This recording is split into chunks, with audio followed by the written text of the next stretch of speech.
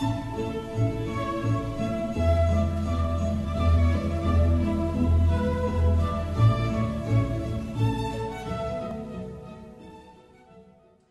everybody, it's about the second week in March in Cincinnati, Ohio, and John and I are going to show you that there are things blooming in the garden right now. John's going to be talking about winter echinite, snowdrops, irises, hellebores. There's all kinds of things going on. Can you believe how much snow we had this year? Yeah, just about 13 inches last week, so welcome to Cincinnati. All of these things were under a foot of snow just last week. It's hard to believe, isn't it, that we still have things blooming in the garden in March. Amazing. Makes you really want spring to come. Well, I'd say this is the beginning. So what we have here for your display is a cute little early spring flower that's Iris reticulata, and it's dwarf, and its variety is Harmony. Very cute, and you're going to see it in early spring, and it hybridizes readily. At least it does here, and I'm sure it would in anybody else's. And this is the winter echinite, which is almost on its way out. We've had it now for about 3 weeks, and then we see it now. We just cut some, and now you see it begin to fade, but it's still pretty in the garden beds. And then finally, my favorite, which is snowdrops. And if you'd see our yard, you'd see that we have them everywhere, and they readily spread.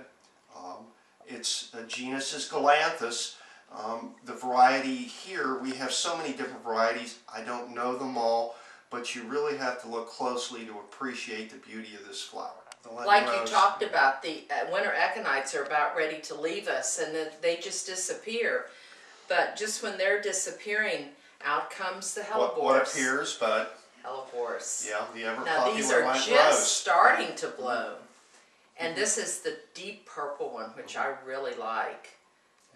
It's worth having as well. Yeah. Big clusters of these are just now coming up. Beautiful plant, beautiful plant. And here's a little tiny one that I put in the.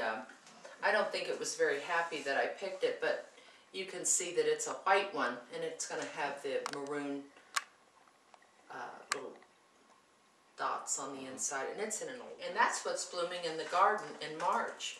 And we've just had 12 inches of snow. Yeah, 12 plus, really. Yeah. Another idea that you might want to use for showing off photos and memorabilia. You might remember some of those old memory boxes that you used to put together back in the 70s. Well, here's another idea that you might want to try out. Using these big glass cylinders that you can find pretty readily in stores. Usually you'll see a big candle in there. You can take a photo that you like and put a little piece of tape on it and just slip it down in there, and you can slip other photos in real easily once you put some of your memorabilia in. You just slip a photo in. You can make a collage. Here I've added some pictures of my grandchildren, and it has an Easter theme because we've put the eggs in there. You could also do something if you've gone to the beach and you want to remember a vacation or a special person. You can put the pictures in and then put seashells and different things like that. You can make them in all sizes. I think I might use all 3 of these on my table at Easter with some little votive lights around them. And I think my kids are going to get a big kick when they come in on Easter and see their pictures displayed like this.